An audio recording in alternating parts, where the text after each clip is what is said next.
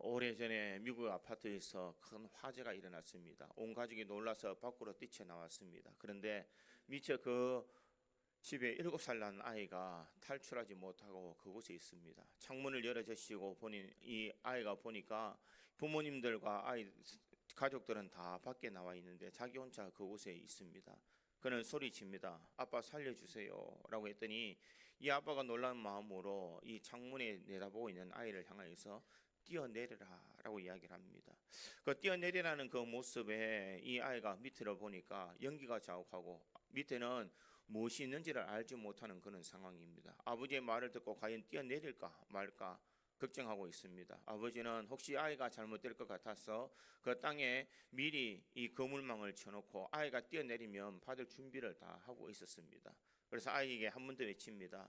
아빠를 믿지. 그러면 이 아빠를 믿는 그 마음으로 한번 뛰어내려 보렴이라고 이야기합니다. 불은 점점 거세게 다가오고 연기는 더 자욱하게 차가울 그때에 이 아이는 두 눈을 감고 아파트에서 뛰어내려 버립니다. 그때에 자신이 뛰어내리는 그 순간 아버지가 그 큰 팔로 이 아이를 낚아채고 있더라라는 것입니다. 무엇을 말할까? 믿음이라는 것은 무엇일까? 믿음이라는 것은 바로 이와 같은 것이 아닐까? 세상의 불구덩이 속에서 우리가 주님을 향하여서 뛰어내릴 수 있는 용기, 하나님의 말씀을 의지하며 그 말씀을 따르면서 주님 앞에 내 인생을 맡기면서 달려가는 것이 우리의 믿음이 아닐까 생각해 보게 됩니다. 세상의 불구덩이 속에서 세상에 아무것도 돌아보지 않고 하나님을 향해서 뛰어내는 이것이 바로 믿음이다라고 그렇게 말할 수가 있습니다. 이 믿음이 자칫 잘못하면은 혹 곡해할 수도 있다라는 것입니다. 오늘 본문에 보면 데살로니가 교회인들을 향하여서 이 믿음에 대한 이야기를 하고 있습니다. 내가 신앙의 삶을 살아가고 믿음의 길을 달려간다면 내가 마땅히 어떤 일들을 행하며 살아가야 되는지를 설명하고 있습니다. 오늘 본문의 배경을 보면은 이렇습니다. 데살로니가 교회에서 그들은 믿음 생활 잘 하고 있다가 그 데살로니가 교회에 문제가 일어나게 됩니다. 이것을 통하여서 이 바울은 고린도에 있을 때에 디모데와 실로아노로부터 데살로니가 교회의 상황을 보고를 받습니다. 우선 마음이 든든한 보고가 있었는데 그것은 이 데살로니가 교회에 있는 성도들은 이 유대인들로부터 극심한 박해를 받고 있었지만 잘 견디며 신앙생활을 하고 있더라라는 소식을 듣고 있습니다. 참 힘든 가운데서도 믿음 생활 잘하고 신앙의 삶을 잘 살아간다라는 그런 보고를 받게 됩니다. 그러나 또 안타까운 소식이 있습니다. 그 소식은 바로 교회에 잘못된 종말관이 들어와서 성도들의 신앙생활에 많은 문제가 생겼다라는 것입니다. 하나는 예수님의 재림이 임박했다는 것을 생각하면서 그들은 일도 하지 않고 주님이 언제 오실지를 그냥 멍하니 바라보고 있는 사람들이 많아졌다라는 것입니다. 주님이 곧 오실 텐데 내가 일하면 못하겠느냐? 주님이 곧 오실 텐데 내가 이것에서 열심히 일하면 무엇이냐? 사람들은 그렇게 생각하며 자신의 이 일을 다 손놓아버리는 사람들이 많았습니다. 또 한 부류는 예수님의 재림 전에 죽은 자들은 어떻게 되는가? 예수님이 오시기 전에 죽었던 사람들은 과연 어떻게 될까? 이런 생각을 하면서 자신들의 염려와 걱정을 하면서 신앙생활을 하고 있더라는 것입니다. 그러다 보니 신앙의 기쁨과 감사를 잃어버리고 염려와 근심과 걱정을 가지고 신앙생활을 하는 사람들이 참 많더라는 것입니다. 이 일에 대해서 이 사도 바울은 데살로니가에 있는 이 성도들에게 대하여 이렇게 편지를 쓰면서 오늘 본문 1절은 이렇게 이야기를 합니다. 그러므로 형제들아 우리가 끝으로 주 예수 안에서 너희에게 구하고 권면하노니 너희가 마땅히 어떻게 행하여 하나님을 기쁘시게 할 수 있는지를 우리에게 배웠으니 곧 너희가 행하는 바라 더욱 많이 힘쓰라 이렇게 권면하고 있습니다. 여기 보면 너희가 주 예수 그리스도 안에서 너희를 구하고 권면하는데 너희가 마땅히 어떻게 행하여 이렇게 이야기합니다. 내가 어떻게 행해야 되는지를 너희가 배웠다. 내가 하나님을 기쁘시게 하는 삶이 어떤 삶인지 너희들은 분명히 배웠고 그렇게 살아가고 있다라는 것을 말하고 있습니다.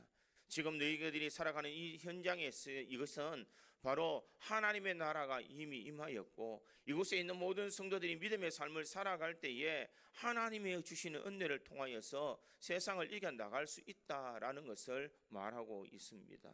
그것뿐만 아니라 하나님의 나라는 아직 완성되어지지 않았고 주의 재림이 올 그때가 완성되어질 텐데, 그때까지 우리는 하나님이 기쁘시게 하는 것, 하나님이 기뻐하시는 우리가 마땅히 어떻게 행해야 되는지를 잘 살펴서 그렇게 살아가야 됨을 말하고 있습니다.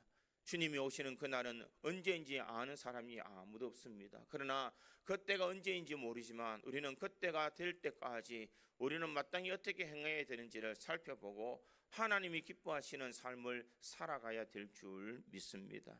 그러기에 믿음의 성도는 세상을 살아갈 때에 오직 믿음으로 하나님을 바라보며 살아가야 됩니다. 주의 재림을 기다리는 성도는 우리가 마땅히 어떻게 살아가야 될까, 하나님을 기쁘시게 하는 삶을 살아야 될 테인데, 그 삶이 어떤 삶이 진정 하나님께서 기뻐하시고 우리가 마땅히 행해야 되는 삶인가, 저는 오늘 본문의 말씀을 통하여서 이것을 한번 생각해 보므로 우리 믿음의 성도들이 이 땅의 삶을 살아갈 때에 마땅히 우리가 어떻게 행해야 되는지를 살펴보고, 또한 하나님이 기뻐하시는 거룩한 삶을 통하여서 하나님께 영광 올려드리며 살아가는 우리 구주 장로교회 모든 성도들이 되기를 주님의 이름으로 축원드립니다. 첫째로 이 성도는 어떻게 행해야 되는가? 거룩한 삶을 살아야 됩니다. 오늘 본문 3절과 4절에 보니 이렇게 기록합니다. 하나님의 뜻은 이것이니 너희의 거룩함이라 곧 음란을 버리고 각각 거룩함과 존귀함으로 자기의 아내 대할 줄을 알고, 이렇게 이야기를 합니다. 하나님의 뜻은 이것이니 너희의 거룩함이라. 너희가 거룩하게 살아가는 것이 이 땅에 우리들이 어떻게 살아가야 되느냐에 대한 삶을 답을 말해주고 있습니다. 성도가 세상을 살아갈 때에는 세상을 향하여서 거룩성을 잊어버리면 안 된다라는 것을 말하고 있습니다.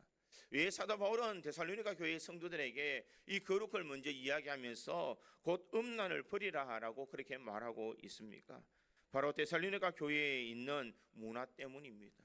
데살로니가 교회의 사람들이 그들이 살아가고 있는 환경 속에는 올림푸스 산과 거리가 가까웠기 때문에 많은 신전들이 있었습니다.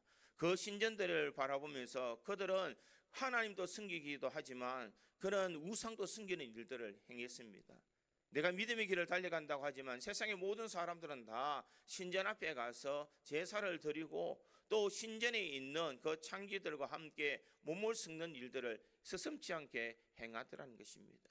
이것이 죄인데도 불구하고 죄인 줄도 모르고 그들은 그 일이 떳떳하다라고 생각하더라는 것입니다. 그러기에 사도 바울이 거룩하고 음란을 버리라라고 말하고 있습니다. 너희의 거룩함으로 음란함을 버리라. 세상 사람들이 다 신전에 가서 창기들과 몸을 섞고 살아가지만 너희들이 살아가야 되는 이유는 이런 음란을 버리고 하나님을 두려워하는 믿음의 삶을 살아야 됨을 말하고 있습니다. 사도 바울은 분명히 데살로니가에 있는 성도들에게 무엇을 가르쳐 주고 있는가? 너희의 삶의 중심은 세상의 문화가 아니다라는 것을 말합니다. 세상 사람들이 다 살아간다고 해서 그것이 옳은 방법이 아니라 너희가 거룩함을 지키기 위해서는 하나님의 말씀이 너희들의 삶의 중심이 되어야 된다라는 것을 말하고 있습니다. 세상에는 윤리적인 기준을 가지고 살아갑니다. 윤리적으로 법을 잘 지키면 내가 죄가 없는 것처럼 살아가지만 하나님께서는 이 윤리적인 기준을 더 뛰어넘어서 하나님의 말씀 앞에 바로 서는 삶이 우리가 거룩함을 지키며 살아가는 삶임을 말하고 있습니다. 그러기에 우리는 세상의 법이 기준이 아니라 말씀이 기준이 되어야 됩니다. 내가 하나님의 말씀 앞에 언제나 기준을 삼고 살아가는 것이 우리의 삶의 거룩을 두고 살아가는 삶인 줄 믿습니다. 세상의 법과 세상의 윤리는 내 마음으로 짓는 죄를 지적하지 않습니다. 드러나는 현상만 지적하고 내가 사람들에게 어떤 마음을 가지고 살아왔든지 내 삶으로 표현되어지지 않으면 그 사람은 의로운 사람이라고 착각을 합니다. 그러나 하나님의 말씀은 우리가 겉으로 들어가는 행동뿐만 아니라 우리가 어떤 마음을 가지고 살아가느냐도 중요하다라는 것을 말하고 있습니다.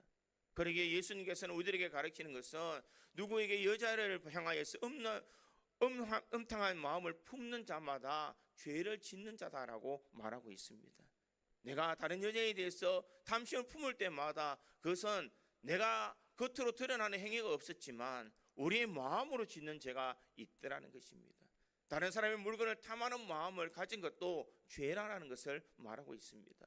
무엇을 말할까? 우리가 정말 거룩함을 삶을 살아가기 위해서는 우리는 겉으로 드러나는 현상만 보지 말고 우리의 내면적인 마음 중심도 바라보아야 우리의 거룩함을 지킬 수 있다라는 것입니다. 오늘 이 자리에 여러분들이 다 이곳에 앉아 있지만 이곳에 앉아 있는 성도들의 마음 속에는 각자 생각하는 것이 다 다를 줄 믿습니다. 어떤 분은 말씀을 사모하는 사람이 있는가 하면 어떤 사람은 이곳에 몸은 앉아 있지만은 정신은 다른 곳에 정신이 팔려 있는 사람도 있다라는 것입니다. 이것은 하나님이 보시기에 올바른 예배가 아니라는 것입니다. 올바른 거룩함이 바로 이와 같은 것입니다. 내가 내 몸은 이곳에 있지만 하나님께서 받으시는 것은 우리의 행실만 받으시는 것이 아니라 우리 마음 중심도 받으신다는 것을 분명히 말씀하고 있습니다. 그러기에 거룩함이라는 것은 세상의 기준이 아니라 하나님의 기준이 되는 믿음의 삶을 살아가는 것이 진정 주님께서 기뻐하시는 삶이다라는 것을 우리는 깨달아야 될 줄 믿습니다. 왜 우리는 거룩하고 깨끗한 삶을 살아야 될까? 오늘 본문 7절과 8절은 이렇게 이야기를 합니다. 하나님이 우리를 부르심은 부정하게 하심이 아니요 거룩하게 하심이니 그러므로 저버리는 자는 사람을 저버림이 아니요 너희에게 그의 성령을 주신 하나님을 저버림이니라. 이렇게 말하고 있습니다. 하나님께서 우리를 부르신 목적은 우리로 부정하게 하심이 아니라 거룩게 하심이다. 이렇게 말하고 있습니다. 도덕적인 삶의 의로운 삶이 아니라 내 마음으로 온전하게 하나님 앞에 거룩한 삶을 살아가는 것이 하나님께서 기뻐하시는 삶의 목적임을 우리에게 말씀하고 있습니다. 우리가 거룩함을 배우도록 레위기에서는 이렇게 말합니다. 레위기 11장 45절에 보니 나는 너희의 하나님이 되려고 너희 애굽 땅에서 인도하여 낸 여호와라. 내가 거룩하니 너희도 거룩할지어다. 주님께서 우리에게 요구하시는 것은 하나님이 거룩하기 때문에 너희도 거룩하라라고 그렇게 말합니다. 내가 어떻게 거룩할 수 있을까? 내가 어떤 삶을 살아야 거룩한 삶을 살아갈 수 있을까? 우리는 다 연약한 사람입니다. 내가 정결하게 살아야지, 정직하게 살아야지, 내가 믿음의 삶을 살아야지라고 말하면서도 우리는 돌이켜보면 또 죄 가운데 살아가는 참 나약한 인생입니다. 우리가 거룩하게 살아가려고 발버둥 쳐봐도 우리는 그렇게 살지 못하는 너무나 부족한 인생입니다. 그럼에도 불구하고 하나님께서는 우리들에게 거룩함을 요구하고 있습니다. 왜 그럴까? 나는 거룩하지 못하지만 우리는 예수 그리스도의 십자가의 은혜를 통하여서 거룩하게 살아갈 수가 있는 줄 믿습니다. 내 행위가 의로운 것이 아니라 내 삶이 의로운 인생의 삶을 살아가는 것이 아니라 예수님께서 우리의 모든 죄를 대신하여서 십자가에 달려 돌아가시고 우리의 모든 죄를 다 짊어지고 가셨기 때문에 그 예수를 믿는 사람은 거룩함을 살아갈 수가 있습니다. 이것을 가르쳐서 교리적으로 칭의다 이렇게 이야기를 합니다. 이 칭의라는 것은 무엇인가? 내가 의롭지 않지만 의롭다고 인정해 주는 것입니다. 그 말은 무슨 말인가? 너는 의로운 삶을 살아가지 못하고 너는 깨끗하고 거룩한 삶을 살지 못하더라도 예수님께서 너희 죄를 다 담당해 주셨기 때문에 예수님 때문에 너희들이 깨끗함을 받았다. 예수님의 십자가의 은혜 때문에 너희는 깨끗하게 인침을 받았다라는 것을 우리에게 말하고 있습니다. 그러기에 우리는 우리 행실대로 살아가는 것이 아니라 예수 그리스도의 십자가의 은혜로 살아가는 인생인 줄 믿습니다. 내가 거룩하게 되는 이유는 내가 정결하게 살아가고 내가 내 삶을 정직하게 살아가는 것이 거룩한 삶이 아니라 내가 예수 그리스도를 바로 믿고 예수님이 기뻐하시는 삶을 살아가며 예수님이 지금도 내 곁에서 나와 동행하고 계시다는 것을 의식하며 신앙의 삶을 살아가는 것이 거룩한 삶의 모습이다라는 것을 우리에게 말하고 있습니다. 우리의 진정한 거룩함은 내 삶의 행실로 드러나는 것이 아니라 내 속에 누가 주인으로 삼고 있느냐가 그 중심의 해답이 있다는 것입니다. 세상의 욕심을 가지고 내 이기적인 마음을 가지고 살아간다면 절대로 그 사람은 거룩하게 될 수가 없습니다. 하지만 나는 연약하고 부족하지만 내 속에 계시는 주님이 나의 주인이 되고 하나님이 내 삶의 주관자가 될 때에 내가 그 하나님의 말씀대로 순종하며 살아갈 때에 우리는 거룩한 삶을 살아갈 수가 있는 줄 믿습니다. 그러게 믿음의 성도는 늘 마음속에 이렇게 되새겨야 됩니다. 어떻게 해야 예수님을 닮아갈 수 있을까? 어떻게 살아가야 하나님 앞에 영광이 될 수 있을까? 우리가 이것을 우리의 삶의 중심을 삼고 살아가야 우리의 거룩함을 지켜나갈 수가 있는 줄 믿습니다. 여러분, 여기서 낚시를 좋아하시는 분들도 있을 것입니다. 바다에 가서 낚시를 해서 고기를 잡으면 그 고기가 그 짠 바닷물에 살아도 그 고기는 이 회를 쳐보면 하나도 짜지 않습니다. 그렇게 짠 바닷물에 살아도 자신들이 살아있기 때문에 짠 것이 자기의 몸에 침투하지 못하도록 만든다는 것입니다. 그러나 죽은 생선은 그 몸에 짠 기운이 들어가게 된다는 것입니다. 이것은 바로 성도의 모습인 줄 믿습니다. 우리가 세상에 있는 삶을 살아갈 때에 우리가 신앙적으로 죽어 있는 삶을 살아가면 우리는 세상과 동화될 수밖에 없습니다. 우리의 삶의 기준이 세상 사람들이 살아가는 기준이 되고 세상 사람들이 다 그렇게 살아가기 때문에 우리가 살아가는 것이 마땅하다라고 생각합니다. 그러나 우리가 정말 신앙적으로 살아있다면 세상의 그 더러운 것들이 우리 속에 오지 못하도록 말씀으로서 믿음으로서 예수 그리스도의 십자가의 은혜로서 이 모든 것을 감당할 수가 있는 줄 믿습니다. 사랑하는 성도 여러분, 주님께서 우리에게 요구하시는 것은 바로 하나님을 중심으로 예수 그리스도의 십자가의 은혜를 가지고 살아가기를 원하고 계시는 줄 믿습니다. 우리가 세상을 향하여서 거룩하게 살아가는 것, 우리가 거룩하게 살아가기 위해서는 늘 주님 앞에 물어야 됩니다. 주님, 어떻게 살아야 주님의 기쁨이 되겠습니까? 이럴 때 예수님 같았으면 어떻게 하셨을까요? 우리가 그렇게 묻고 우리가 세상을 살아간다면 우리는 세상을 살아가지만 참된 거룩성을 잊지 않는 우리가 살아있는 성도의 삶을 살아가는 줄 믿습니다. 성도는 마땅히 어떻게 행해야 되는가? 우리가 거룩함을 가지고 살아가야 됩니다. 오늘도 우리들이 이 교회에서 떠나는 그 순간 늘 마음속에 주님 앞에 물어보시기를 바랍니다. 예수님 같았으면 어떻게 말하였을까? 예수님 같았으면 어떻게 행하였을까? 예수님 같았으면 지금 어떤 행동을 했을까? 우리가 이런 질문을 던지면서 우리가 바른 신앙, 바른 믿음의 삶을 살아서 우리의 거룩성을 잃지 않는 우리 구지 장로교회 모든 성도들이 되기를 주님의 이름으로 축원드립니다. 두 번째로 이 성도는 어떻게 행해야 되는가? 형제를 사랑하는 삶을 살아야 됨을 말하고 있습니다. 오늘 본문 9절에 보니 형제 사랑에 관하여는 너에게 쓸 것이 없음은 너희를 자신이 하나님의 가르치심을 받아 서로 사랑함이라 이렇게 말하고 있습니다. 형제를 사랑하는 일이 참 중요함을 말하고 있습니다. 데살로니가에 있는 성도들은 이미 형제를 사랑하고 있었다라고 그렇게 말하고 있습니다. 그런데 어느 정도 이것을 이야기하느냐? 데살로니가와 이 데살로니가에 있는 사람들을 향하여서 너희들이 항상 형제 사랑하는 그 마음을 잃지 아니했다라는 것을 말합니다. 어떻게 보면은 데살로니가는 이 둘로 나눠졌다라고 말할 수 있습니다. 무엇을 말하느냐? 한쪽은 아가야라고 하는데 아가야의 수도는 고린도였고 또 다른 것은 마게도냐인데 마게도냐의 수도는 데살로니가였다라는 것입니다.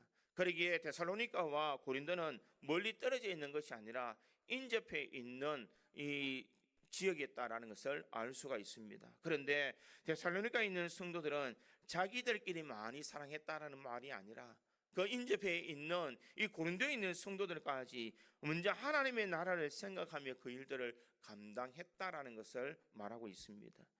이기적인 마음을 벗어 던져버리는 것이 형제를 사랑하는 모습이다라는 것을 말하고 있습니다. 요즘 세상은 이기적인 것이 많이 만연해 있습니다. 그것이 마치 자랑인 것처럼 세상 사람들은 알고 있습니다. 나만 당하지 않으면 돼. 나만 고통당하지 않으면 돼. 다른 사람이 어떻게 행하든지 그것은 내가 알 바가 아니야. 내가 잘 살고 내가 잘 먹고 내 가정이 잘 되고 내 자식만 잘 되고 내 삶만 형통하면 모든 것이 다 잘 된다라고 생각하는 이기적인 마음이 결국 형제를 사랑하지 못하도록 만든다는 것입니다. 주님께서 우리들에게 요구하시는 것은 무엇인가? 네가 정말 예수님을 따르는 사람이라면 예수님처럼 섬기는 삶을 살아야 됨을 말하고 있습니다. 예수님께서 이 저 높고 높은 하늘을 버리시고 이 낮고 낮은 이 땅에 내려오신 이유가 어디 있을까? 모든 인류를 구원하시기 위해서 주님께서는 이 땅에 내려오셨다는 것입니다. 사랑받을 자격이 없고 용서받을 자격이 없는 우리들을 위해서 주님은 이곳에 오셔서 주님은 자기의 몸을 십자가에 던지시기까지 우리를 사랑해 주셨는데 그 사랑받은 우리들은 왜 세상을 살아갈 때 그렇게 이기적으로 살아가느냐는 것입니다. 많은 사람들은 자신의 잘못을 돌아보지 못하고 모든 것을 다른 사람에게 핑계를 대는 사람들이 얼마나 많이 있는지 모릅니다. 나는 제대로 살아왔는데 다른 사람이 그렇게 살지 못했다는 것, 다른 사람이 이렇다, 교회가 사랑이 없고 다른 성도들이 사랑이 없다라고 그렇게 이야기하는 사람들이 참 많다라는 것입니다. 이것은 이기적인 마음임을 우리에게 말하고 있습니다. 주님께서 우리를 위해서 자신이 먼저 희생하고 자신이 먼저 낮아지며 자신이 먼저 십자가에 달려 돌아가심으로 우리에 대한 사랑을 확증해 주셨는데 그 사랑받은 우리들이라면 우리 또한 마땅히 사랑하며 살아가야 될 줄 믿습니다. 다른 사람이 아니라 내가 잘못이라는 것을 깨달아야 됩니다. 그러게 천주교에서는 과거에 내 탓이요라는 그런 말을 많이 했습니다. 모든 일들이 일어나는 것은 내 탓이요. 이것은 이기적인 삶이 아니라 내가 조금 더 기도했더라면, 내가 조금 더 열심히 했더라면, 내가 조금 더 신앙생활을 했더라면 정말 이 나라가 바뀌어지고 이 교회가 바뀌어지고 이 이웃이 바뀌어졌을 것인데 다 내 탓이다라고 그렇게 말하고 있습니다. 사랑하는 성도 여러분, 형제 사랑에 대한 삶은 바로 이와 같은 마음인 줄 믿습니다. 다른 사람이 탓이 아닌 바로 내가 기도하지 못했기 때문이요, 내가 말씀 앞에 바로 서지 못했기 때문이요, 내가 하나님 앞에서 옳은 신앙의 삶을 살지 못하였기 때문에 지금 나의 삶에 이런 어려움이 왔다는 것을 우리가 인정하며 살아가야 될 줄 믿습니다. 나는 괜찮고 다른 사람이 당하든 말든, 다른 사람이 어려움을 겪든 말든, 다른 사람이 고통을 당하든 말든 우리가 거기에 대한 무관심을 가진다면 우리는 세상 사람들과 동일한 사람인 줄 믿습니다. 하나님을 기쁘시게 하기 위해서 우리가 마땅히 어떻게 행해야 될까? 형제를 사랑하는 마음을 가져야 될 줄 믿습니다. 조엘 오스틴 목사님이 지었던 이 긍정의 힘이라는 책이 있습니다. 이 책에 보면은 이런 이야기가 실려져 있습니다. 태어난 지 며칠이 안 된 상둥이가 있었는데 이 상둥이가 각각 다른 인큐베이터에서 자라게 됩니다. 그런데 한 아이가 갑자기 열이 오르고 심장의 맥박이 빨라지면서 이제 얼마 있지 않으면 죽을 수밖에 없는 상황에 도래했습니다. 의사가 검진해보고 난 뒤에 더 이상 가능성이 없다라고 결론을 내립니다. 그랬더니 그 옆에 있던 간호사가 이렇게 이야기합니다. 혹시 옆에 있는 상둥이를 이 같은 인큐베이터에 넣으면 안 되겠습니까?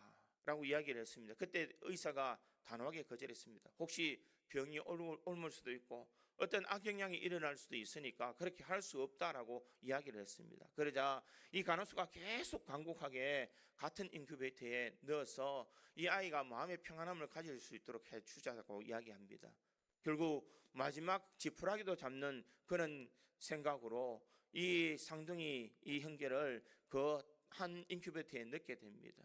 그런데 시간이 조금 지나고 보니까 이 상둥이 형이 이 몸을 재려도 가누지 못하는 이 아이가 팔을 뻗어서 아픈 동생을 감싸고 있는 모습이 보여지더라는 것입니다.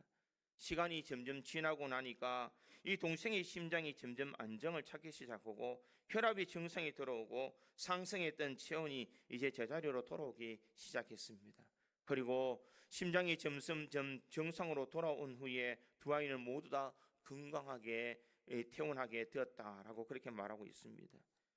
아픈 동생을 위해서 어떻게 해야 될지 모를 그때에 이 자기가 어떤 상황인지도 모르지만 이 동생을 위해서 손을 뻗어 감싸주는 그 형의 따뜻한 그 마음이 결국 이 쌍둥이의 마음을 안정하게 만들었고, 이것을 통하여서 이 아이들이 둘 다 건강하게 나왔다, 이렇게 이야기를 합니다. 그때 이 오스틴 목사님이 이렇게 이야기합니다. 하나님께서도 우리들에게 요구하시는 삶은 이와 같은 삶일 것이다. 참 연약한 사람, 부족한 사람에게 내가 해줄 수 있는 것은 없지만은 그를 위해서 손을 얹어주고 가까이 함께 해주고 기도해 주는 그 모습을 만약 하나님께서 보신다면 얼마나 기뻐하실까. 부모된 마음으로서 자녀가 형제 우애하는 그 모습을 바라볼 때에 참 마음의 흐뭇함을 우리는 느낄 수가 있는 줄 믿습니다. 하나님께서 우리들을 향하여서 요구하시는 삶이 바로 형제를 사랑하는 마음입니다. 형제를 사랑한다라는 것은 내 형제만 사랑하는 것이 아니라 하나님의 나라 안에 있는 모든 사람을 사랑하고 그 사람에게 예수의 사랑을 가지고 살아가기를 원하고 계시는 줄 믿습니다. 나만 아니면 되라는 생각이 아니라 모든 것이 내가 조금 열심히 하지 못했기 때문에, 내가 기도를 더 열심히 하지 못하고 내가 조금 더 전도를 하지 못하였고 내가 조금 더 사랑으로 보듬어 주지 못했기 때문에 이런 일들이 일어났다는 것을 내 탓이라는 것을 생각하며 우리가 살아갈 때에 진정 하나님께서 기뻐하시는 거룩한 삶을 살아가는 줄 믿습니다. 성도는 마지막 날 어떻게 행하며 살아가야 될까? 진정 형제를 사랑하는 마음으로, 정말 아껴주는 마음으로 기도하고 격려하고 사랑해 주며 서로 함께하고 감사하며 살아갈 때에 하나님의 놀라운 은혜가 우리에게 임하는 줄 믿습니다. 요한일서 4장 20절에 보니 누구든지 하나님을 사랑하노라 하고 그 형제를 미워하는 이는 거짓말하는 자니 보는 바 그 형제를 사랑하지 아니하는 자는 보지 못하는 바 하나님을 사랑할 수 없느니라. 우리가 말로만 하나님을 사랑한다고 말하면서 형제를 사랑하지 못하면 그것은 하나님을 사랑하지 못하는 것과 동일하다는 것을 말하고 있습니다. 내가 하나님을 잘 섬긴다면 형제 사랑하는 삶을 잊지 말아야 될 줄 믿습니다. 우리 믿음의 성도의 삶에 하나님을 사랑함으로써 하나님이 기뻐하시는 거룩한 삶을 누려나갈 수 있는 우리 모든 성도들이 되기를 주님의 이름으로 축원드립니다. 세 번째로 성도는 어떻게 행하며 살아가야 되는가? 손으로 힘써 일하는 겉면의 삶을 살아야 됩니다. 오늘 본문 11절에 보니 또 너에게 명한 것 같이 조용히 자기 일을 하고 네 손으로 일하기를 힘쓰라 라고 그렇게 말하고 있습니다. 이 말을 헬라 성경을 번역하면 이렇게 말합니다. 여러분의 야망을 조금 조용한 생활에 두고 네 손으로 일하기를 힘쓰라, 이렇게 말하고 있습니다. 야망을 조용히 하라, 이것에 너희 삶에 손으로 힘쓰라라는 그 말은 이 화란에 있는 벨트 캠퍼라는 목사님은 이렇게 해석을 합니다. 정치적인 일에 몰두하지 말고 자기 일에 열심히 행해라, 이렇게 말하고 있습니다. 시끄럽게 떠들지 말고 조용히 하면서 너희 맡은 일들을 잘 감당해라. 이 말은 무슨 말인가? 하나님께서 우리에게 요구하시는 것은 이런 불평 저런 불평, 이런 원망 저런 불만하면서 살아가는 것이 아니라 하나님께서 너에게 맡겨주신 일을 묵묵히 조용히 잘 감당하는 삶이 이 땅에 우리들이 행해야 되는 삶이요 하나님이 기뻐하시는 삶이다라는 것을 우리에게 말하고 있습니다. 우리가 이렇게 살아가야 되는 이유는 무엇일까? 당시 데살로니가 교회 가운데에서는 자신의 일을 열심히 하지 않고 남의 일에 간섭하는 사람들이 참 많았다라는 것입니다. 내가 믿음 생활 잘하는 것에 관심을 두는 것이 아니라 다른 사람이 신앙생활 잘하느냐, 다른 사람이 올바르게 살아가느냐에 대해 더 관심을 가지는 사람들이 많았다는 것입니다. 그러기에 데살로니가후서 3장 11절과 12절은 바울은 이렇게 말합니다. 우리가 들은즉 너희 가운데 게으르게 행하여 도무지 일하지 아니하고 일을 만들기만 하는 자들이 있다 하니 이런 자들에게서 우리가 명하고 주 예수 그리스도 안에서 권하기를 조용히 일하여 자기 양식을 먹으라 하노라. 교회에서 떠드는 사람들이 많이 있지만 그때 너희들이 거기에서 통제하며 살아가는 것이 아니라 너희는 조용히 일하여서 너희 양식을 먹어라 라고 그렇게 말하고 있습니다. 우리가 세상을 향하여서 우리가 올바른 삶, 건면한 삶을 살아가기 위해서는 다른 사람이 어떻게 살아가느냐에 관심이 두는 것이 아니라 내가 믿음의 삶을 바르게 살아가고 있는가, 내가 신앙의 삶을 바르게 살아가고 있는가가 더 중요하다라는 것을 말하고 있습니다. 많은 교회가 힘들어하고 병들어가는 이유가 어디 있습니까? 다른 사람을 보기 때문입니다. 교회가 사랑이 없고, 저 권사님이 사랑이 없고, 저 장로님이 일하지 않고, 이 집사가 참으로 교회 일들을 일으킨다라고 사람들은 생각하기 때문에 문제가 많다라는 것입니다. 그런데 사도 바울은 우리에게 무엇을 권하느냐? 우리에게 권하는 것은 다른 사람을 보지 말고 내가 정말 하나님의 말씀 앞에 바를 수 있는가? 내가 바로 믿음의 삶을 살아가고 있는가? 내가 하나님 앞에 열심히 살아가려고 노력하는가? 이것이 너에게 정말 중요한 일이다라는 것을 말하고 있습니다. 또한 당시 데살로니가 교회들의 관심은 주의 재림이 있었다는 것입니다. 그래서 주의 재림을 맞이하는 성도들은 올바른 자세에 대해서 말씀하고 있는데, 주의 재림이 임박했다고 해서 너희 삶을 포기하며 살아가지 말아라. 주님이 언제 오실지 알 수 없지만은 너희 맡은 본분을 주님이 오시는 그날까지 잘 감당하는 것이 주님께서 원하는 삶임을 우리에게 말하고 있습니다. 그러기에 우리가 맡은 본분, 우리가 주님이 오실 그날까지 최선을 다하여 충성되어 일하는 것이 주님께서 기뻐하시는 거룩한 삶인 줄 믿습니다. 그러기에 말로만 우리가 살아가는 것이 아니라 우리의 삶으로서 주님이 언제 오실지 알 수 없지만은 그때까지 우리는 내가 맡은 본분 잘 감당하며 주의 기쁨이 되는 은혜의 삶을 살아야 될 줄 믿습니다. 그러기에 특히 헬라 철학에서 이 요구하는 것은 육체의 노동을 금하는 일들이 많이 있었습니다. 그러기에 사람들은 이 철학의 영향을 받아서 자신들은 일하지 않고 다른 사람이 일한 것을 자기가 누리도록 하는 때가 참 많았다라는 것입니다. 우리나라에도 이런 문화가 참 많습니다. 그래서 이 김경일 교수가 쓴 공자가 죽어야 나라가 산다라는 책이 있습니다. 그 말은 무슨 말인가? 체면 문화, 자신의 체면 문화 때문에 일하지 않고 다른 사람이 일하는 것을 바라보면서 살아가는 것, 이것이 결국 나라를 망하는 일이다라는 것을 말하고 있습니다. 그러기에 믿음의 성도들이 이 땅의 삶을 살아갈 때에 근면한 정신을 가지고 살아가야 될 줄 믿습니다. 그러기에 사도 바울은 12절에 이렇게 권면합니다. 이는 외인에 대하여 단정히 행하고 또한 아무 궁핍함이 없게 하려 함이라. 내가 근면하게 살아가야 되는 이유가 내가 단정하고 궁핍함이 없도록 살아가라라는 것을 말하고 있습니다. 이 말을 이 NIV 성경에는 이렇게 번역을 합니다. 너희 일상생활이 외인들의 존경을 받게 하고 누구에게든지 의지하지 않도록 하기 위하여 힘쓰라, 이렇게 말합니다. 헬라 성경은 이 말을 이렇게 번역을 합니다. 외인에게 존경받아야 하고 아무에게도 의지하지 않게 하는 것이다, 이렇게 해석하고 있습니다. 무엇을 말할까? 모든 사람들이 볼 때에 존경받는 삶, 누구나 다 인정할 수 있는 근면한 삶을 살아가는 것이 우리 성도들이 살아가야 되는 모습이라는 것입니다. 게으르고 나태하며 살아가는 것이 아니라 우리가 신앙생활에도 세상 생활 속에서도 근면한 정신을 가지고 열심히 살아서 하나님을 믿는 사람이 참 최선을 다하는 삶이다라는 것을 전해주는 것이 우리 성도들이 이 땅의 삶을 살아갈 때 살아가야 되는 모습임을 우리에게 말하고 있습니다. 사랑하는 성도 여러분, 2014년이 벌써 2달이 다 지나가고 있습니다. 이 2달을 지나가고 우리가 앞으로 남아있는 10달 동안 우리가 어떻게 살아가야 되겠습니까? 오늘 말씀을 생각하시면서 우리가 거룩한 삶을 소유할 수 있기를 간절히 소망합니다.